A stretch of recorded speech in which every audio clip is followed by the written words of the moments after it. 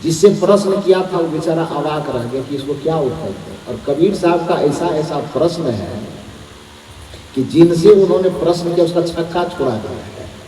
और जिनसे प्रश्न किया आज तक कबीर साहब के प्रश्नों का उत्तर लेकर के वो आया नहीं है। और मुझे उम्मीद है यह धरती जब तक रहेगी तब तक वो प्रश्न सुनने वाला प्रश्न में उलझ करके रह जाएगा, कभी उत्तर ढूंढ के नहीं ला पाएगा। कबीर साहब के ऐसे ऐसे प्रश्न स्वाभाविक है कि उस प्रश्न का उत्तर हो तब तो उत्तर लाया जाएगा। कबीर साहब मान लीजिए इसी जगह जो प्रश्न करते हैं कि नहाए धोए क्या भया, जो मन मैल न जाए, मीन सदा जल में रहे, धोए बास न जाए। हम 5 मिनट डुबकी लगाने से कहते हैं कि मन का पाप धुल जाएगा, तो भैया मेरे मछली 25 साल से नहा रही है, उसके तन का पाप कहाँ जा रहा है? यदि उसके तन की गंदगी उससे नहीं धुल सकती तो हमारे मन की गंदगी, मन का विकार, मन की दुर्गंधी भला कैसे खत्म हो सकती है? मन की दुर्गंधी केवल एक जल से धोने से पवित्र होगा और उस जल का नाम है ज्ञान जल, ज्ञान गंगा। जो इस ज्ञान गंगा को अपने अंतःकरण में प्रवेश होने दे दिया, जो इस ज्ञान गंगा में अपने मन और इंद्रियों को मज्जित कर डाला, उसके जीवन का सारा विकार धुल जाएगा और उसका जीवन इतना निहाल हो जाएगा कि बुद्ध, कबीर, महावीर की तरह सुगंधित और प्रकाशित हो जाएगा। ननिहाल वाला भी और ननिहाल वाला भी, दादी के गांव का भी, नानी के गांव का भी, सब उसी में जन्म लिया है। उसके जितने सगे संबंधी में उसी में पूरा परिवार उसका जन्म लिया है। और वह मछली उसमें रहते रहते रहते जीवन के जितनी अवधि है सब गुजार दिया। 10 साल 15 साल या जितना दिन जी सकता है पता नहीं, एक अनुमान करो कि जितना दिन जी, मान लो 20 साल 25 साल का, और 25 साल के बाद यदि उसको गंगा जी से निकाल करके किनारे पर रखा जाए तो कोई भी सभ्य आदमी उस मछली, एक टोकरी यदि मछली निकाल दिया जाए तो उसके सामने में बिना रुमाल का खड़ा रह सकता है क्या है? नाक पर बिना रुमाल डाले खड़ा रह सकता है? तो नहीं रह सकता। कबीर साहब ने सवाल किया, जिस मछली का पूरा कुल खानदान, कुल परिवार उसी पानी के अंदर जन्म लिया, उसी गंगा जी में उसका पालन पोषण हुआ, उसकी गंगा जी में उसकी वंश वृद्धि हुई, इतना होने के बाद भी उसके शरीर के ऊपरी हिस्से का दुर्गंध जब खत्म नहीं हुआ तो कोई 5 मिनट 5 घंटा यदि उसमें डुबकी लगा लेगा तो उसके मन का दुर्गंध खत्म हो जाएगा क्या? जिससे प्रश्न किया था वो बेचारा अवाक रह गया कि इसको क्या उत्तर दे। और कबीर साहब का ऐसा ऐसा प्रश्न है कि जिनसे उन्होंने प्रश्न किया उसका छक्का छुड़ा दिया है। और जिनसे प्रश्न किया आज तक कबीर साहब के प्रश्नों का उत्तर लेकर के वो आया नहीं है। और मुझे उम्मीद है यह धरती जब तक रहेगी तब तक वो प्रश्न सुनने वाला प्रश्न में उलझ करके रह जाएगा, कभी उत्तर ढूंढ के नहीं ला पाएगा।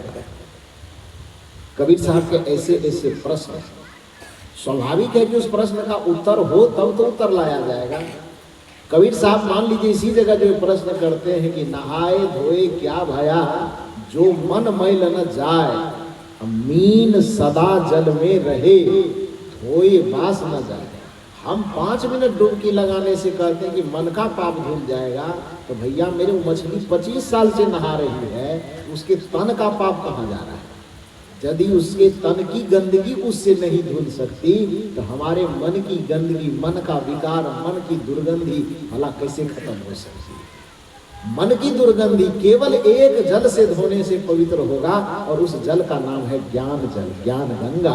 जो इस ज्ञान गंगा को अपने अंतःकरण में प्रवेश होने दे दिया, जो इस ज्ञान गंगा में अपने मन और इंद्रियों को मज्जित कर डाला, उसके जीवन का सारा विकार धुल जाएगा और उसका जीवन इतना निहाल हो जाएगा कि बुद्ध, कबीर, महावीर की तरह सुगंधित और प्रकाशित हो जाएगा।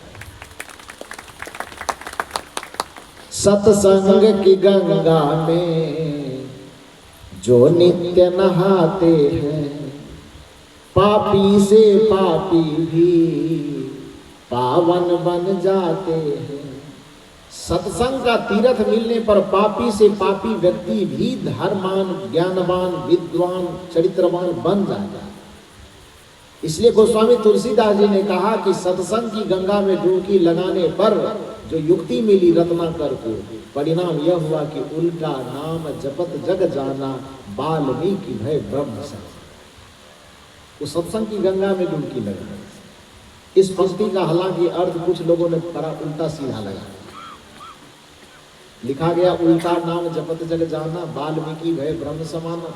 लोगों ने कहा वाल्मीकि जी पूर्व में रत्नाकर थे और इतनी हत्या किए थे, निरक्षर थे कि बेचारे को राम राम भी बोलने नहीं आता, तो राम राम के बदले उल्टा करता, उल्टा नाम जपत जग जाना। आप एक बात बताइए, राम राम उल्टा नाम है कि उल्टा शब्द है? मरा मरा कहेगा तो मरा कोई नाम है? वाल्मीकि गोस्वामी तुलसीदास जी ने उल्टा शब्द नहीं कहा, उल्टा नाम कहा। नाम में और शब्द में अंतर है। शब्द वह होता है जो अक्षरों में लिखा जाता है, और नाम वह होता है जो गुरु के द्वारा दीक्षा के समय में भेद दिया जाता है। इसलिए धनी धर्मदास साहब जी जब सदगुरु कबीर साहब के सामने आते हैं, और सदगुरु कबीर साहब के आमने सामने होने पर धर्मदास साहब जी बस निवेदन करते हैं, गुरु पैया लागू नाम को लखा दीजिए, गुरु पैया लागू नाम को। ध्यान दीजिए सब, गुरु पैया लागू नाम को लखा दीजिए। हे गुरुदेव, आपके पैर में मैं अपना सर रखता हूँ, विनम्रता पूर्वक निवेदन करता हूँ कि आप उस नाम की युक्ति लखा दीजिए। नाम वह चीज नहीं है कि उसे अक्षरों में लिखा जा सके। नाम वह चीज है जो केवल वह ध्वनि स्वरूप है, शब्द स्वरूप है। गुरु पैया लागू नाम को लखा दीजिए, गुरु पैया लागू नाम को।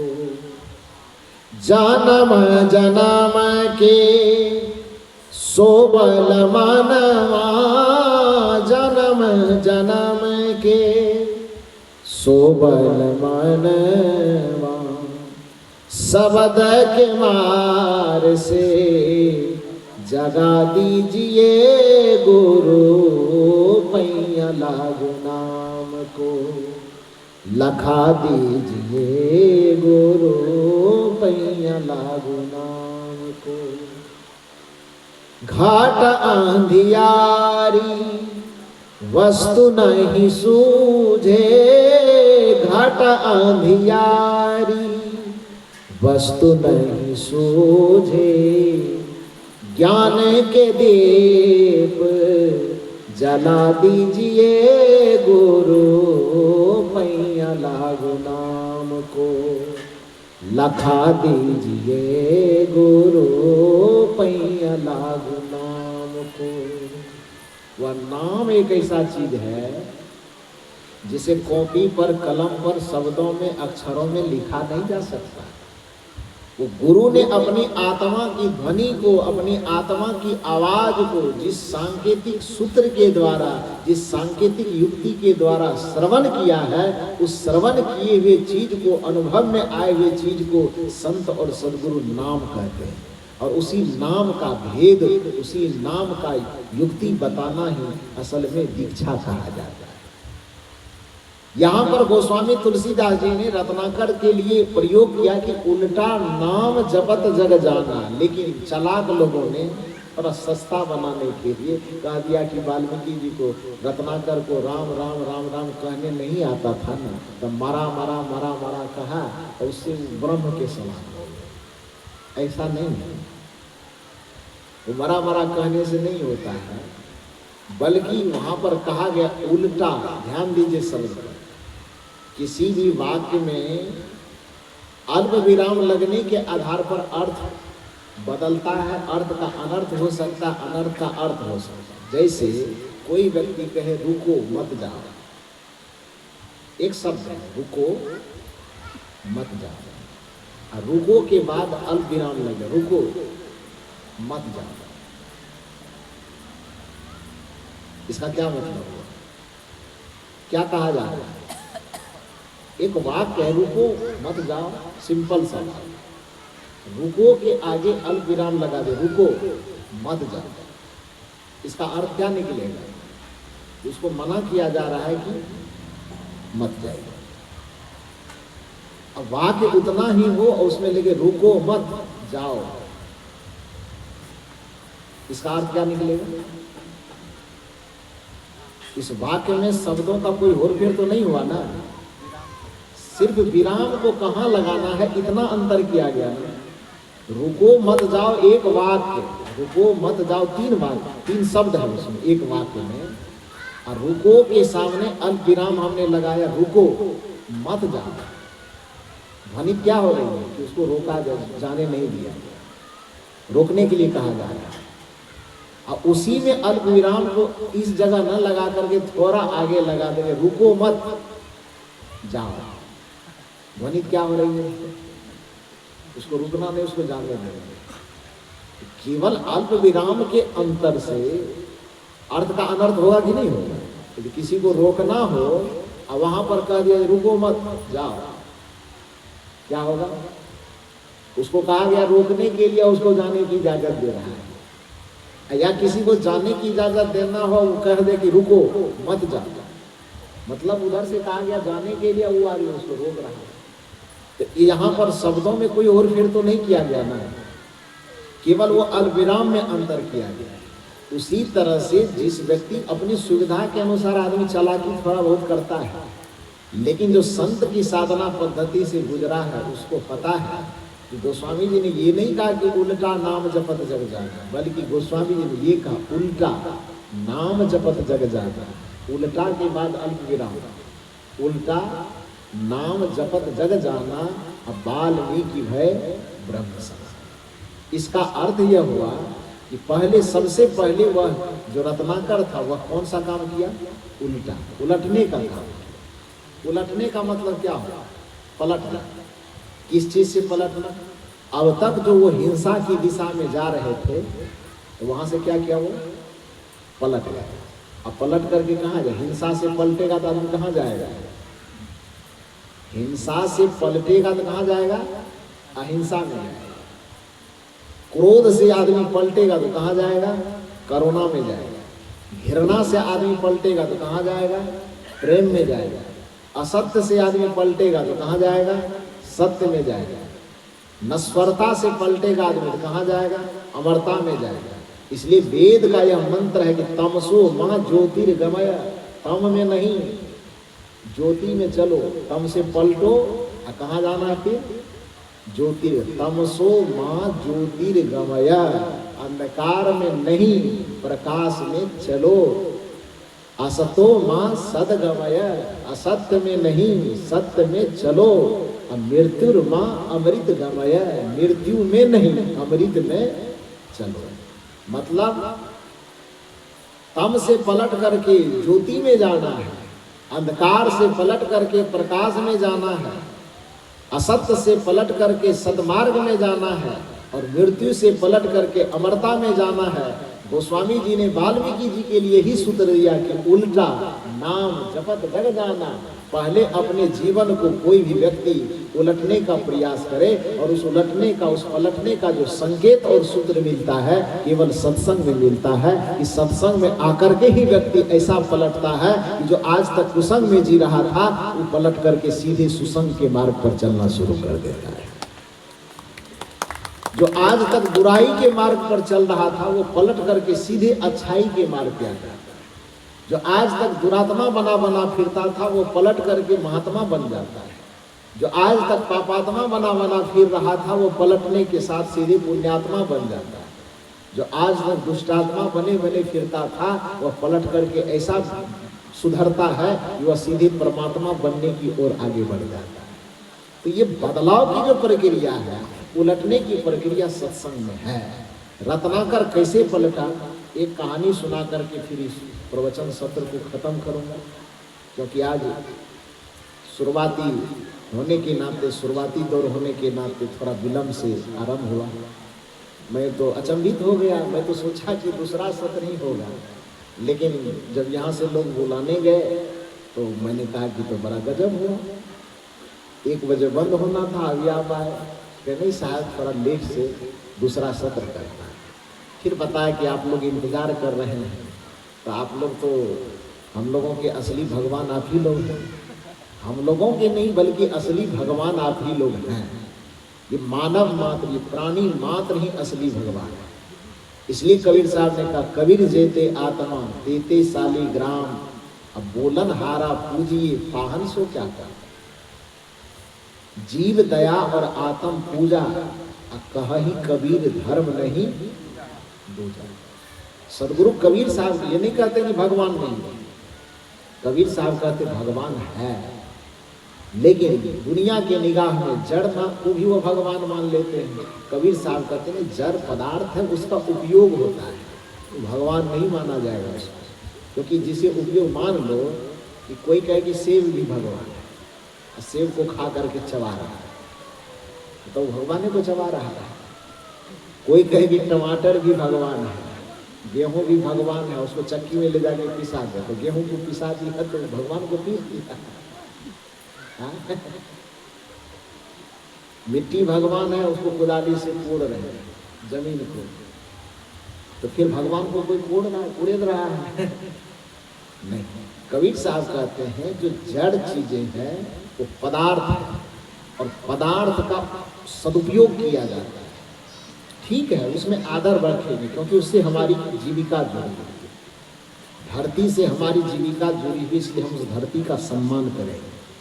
इस मातृभूमि पर हम जन्म लिए हैं, पले हैं, बढ़े हैं, खेले हैं, खाए हैं, इसलिए उस मातृभूमि का हम सम्मान करेंगे। लेकिन सम्मान करना और पूजा करना ये दोनों अलग अलग है। जड़ चीजों का सम्मान हो सकता है, वृक्षों का सम्मान होगा। सम्मान यह कीजिए कि उसको युवावस्था में काटिए मत, उससे प्रकृति स्वच्छ होती है। जितना वृक्ष लगा सके लगाइए, वृक्षों में जल डालिए, उसको सुरक्षित रखिए, न काटिए न दूसरे को काटने दीजिए। बल्कि हो सके तो एक वृक्ष मजबूरन में काटना भी पड़े तो काटने से पहले 10 वृक्ष लगाने की व्यवस्था पहले कर दीजिए। तो वृक्षों का सम्मान करना ये वृक्ष की पूजा है। पृथ्वी प्रदूषित न हो, उसमें प्लास्टिक न डालिए, उसमें ज़्यादा खाद वगैरह का भूमि में प्रयोग मत कीजिए। पृथ्वी को प्रदूषण से बचा करके रखिए, पृथ्वी को प्रदूषण से मुक्त रखिए, यही उनकी सेवा और यही उनकी पूजा है। हवा को आप, वायुमंडल को प्रदूषित न होने दीजिए, हवा को प्रदूषण से जहाँ तक आप बचा सकते हैं बचा करके रखिए, ये हवा देवता की पूजा है। अग्नि देवता की पूजा उसके अपने तरीके से होगा, बहुत सुरक्षित रखिए। जल को आप प्रदूषित मत कीजिए, जल को बर्बाद मत कीजिए, चाहे आपके घर का हो कि नदी का। ऐसा नहीं कि टंकी नल खोलिए, अब 1 लोटा 1 मग पानी का काम और 1 बाल्टी व्यर्थ का बर्बाद कर रहे हैं। जितनी आवश्यकता हो उतना। देखिए मैं शायद गेट पे आ रहा था, इसके अंदर प्रवेश कर रहा था, तो गेट पे ही लिखा हुआ है ना, इस गेट पे क्या इस साइड में लिखा हुआ है, क्या लिखा हुआ है कि जो आज जल को बचाएगा वो कल दुख नहीं पाएगा। ऐसा ही है, ऐसा ही लिखा हुआ है क्या जी? जो है लेकिन इसी तरह का भाव का फर्क पे लिखा हुआ है। गेट से अंदर प्रवेश करते ही उस गेट पे लिखा हुआ। वही शिक्षा जल देवता की बात। जल देवता की पूजा करने का ये मतलब नहीं कि जल के सामने खड़े होकर अगरबत्ती दिखा रहे हैं। जल देवता की पूजा करने का अर्थ इतना ही है कि व्यर्थ ही जल को बर्बाद मत कीजिए, जितना उपयोग है उपयोग कीजिए, और फिर नल हो, टोटी हो, चापाकल हो, व्यर्थ का पानी बहाइए मत, बर्बाद मत। ये जल देवता की पूजा है। तो जड़ चीजों का सम्मान करना चाहिए, उसका दुरुपयोग नहीं करना चाहिए। जो जड़ चीजें हैं उसका सम्मान करना, उसका सदुपयोग करना ही उस जड़ देवता की पूजा करना है। असल में पूजने योग्य कौन है? जो प्राणी है, जो चेतन है। इसलिए कहा जाता है हर प्राणी में परमेश्वर का आभास मिलेगा। कब? अंतर के पट खोल देख लो, ईश्वर पास मिलेगा। हर प्राणी में ही परमेश्वर का आभास मिलेगा। इस पर तुमने नहीं विचारा, कैसे आएंगे भगवान, कैसे आएंगे भगवान। तुमने आंगन नहीं बुहारा, अब तक गंदा पड़ा द्वारा, कैसे आएंगे भगवान, कैसे आएंगे भगवान।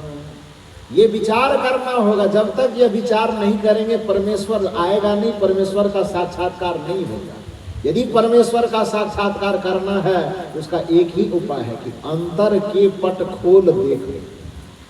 अपने हृदय में जो पट लगा हुआ है, हृदय में जो किवाड़ लगा हुआ है, जिसमें वो सुषमना नारी कैद है, जिसमें सजगता कैद है, जिसमें चैतन्यता कैद है, या आम बोलचाल की भाषा में कहे तो जिसमें सरस्वती अभी तक कैद है जो दिखाई नहीं देती, उस सजगता रूपी सरस्वती को, उस चैतन्यता रूपी सरस्वती को जिस दिन जगाइएगा उस दिन आपके हृदय का किवाड़, हृदय का पट खुल जाएगा।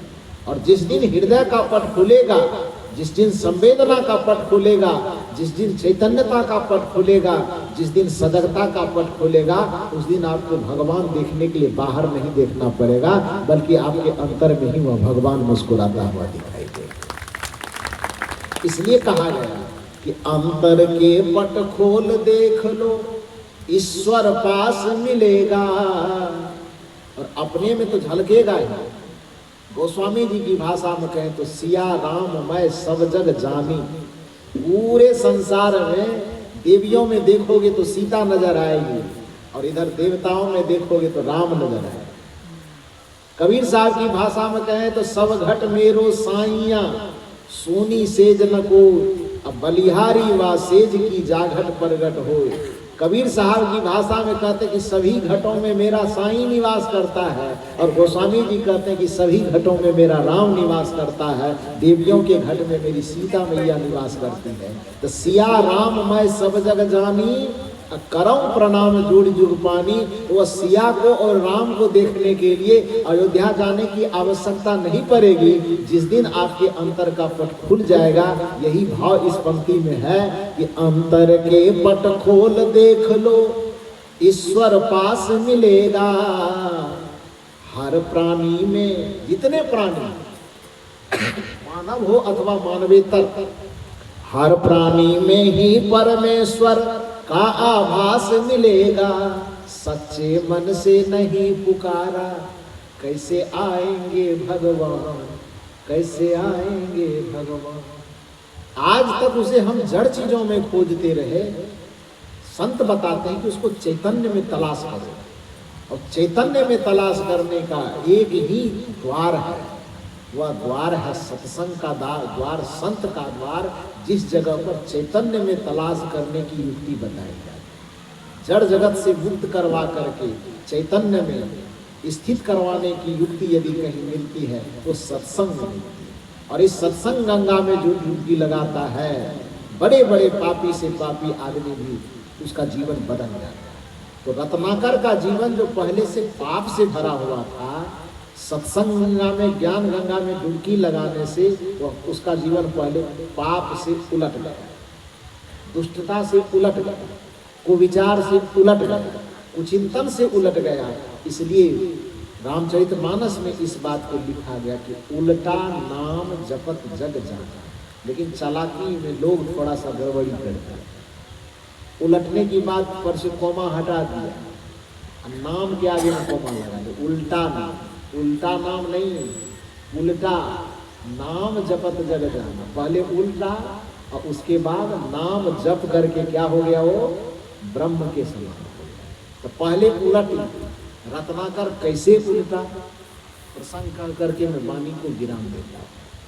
समय थोड़ा बता दीजिए। तो 2 बज गया, तो ये कहानी तब अभी नहीं सुनाऊंगा, अगले सत्र में इस कहानी को सुनाऊंगा। आप लोग इतनी गर्मी में भी इतनी प्रतीक्षा किए,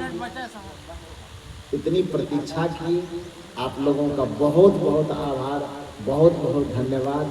क्योंकि कल तक तो रहना है, कल से थोड़ा सवेरे आइए, और 2 सत्रों में हम लोग बड़े आनंद के साथ इस प्रसंग को, क्या इस प्रसंग से और बहुत सारी बातें हम लोग सुनेंगे, एक दूसरे को समझेंगे। तो कल से सवेरे आएंगे कि नहीं? आप लोग नहीं आएंगे तो बता दीजिए, मैं सीधे बिहार लौट के चला जाऊंगा। आएंगे। मुझे विश्वास है कि आप लोग आएंगे, तो कल से सवेरे आइए। और आज तो ऐसे कुछ विलम्ब हो गया, फिर कल से क्या, अभी तो फिर दूसरा सत्र ये अभी भी आना है, तो इस वजह से ज़्यादा न कहते हुए जो कुछ प्रश्न बचा हुआ है आगे के सत्र में उसको पूरा करने का प्रयास किया जाए।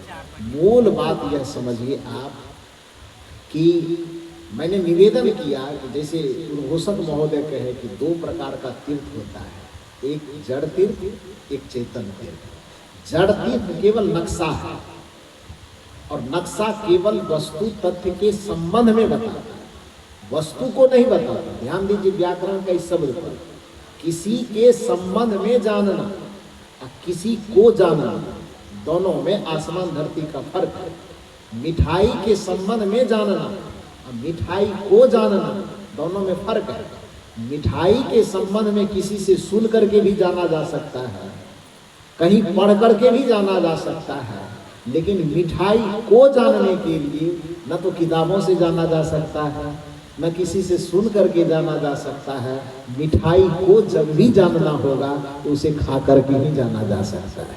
उसी तरह से धर्म के संबंध में जानना, पाप और पुण्य के संबंध में जानना, अच्छाई और बुराई के संबंध में जानना, ये कहीं से भी संभव है।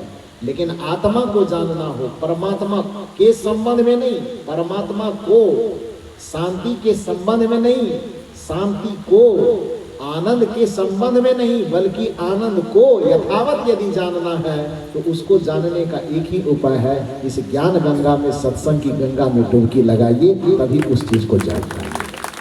बस इतना ही निवेदन करके अभी के सत्र में आप सबों को बहुत बहुत साधुवाद देते हुए अपनी वाणी को विराम देता हूँ।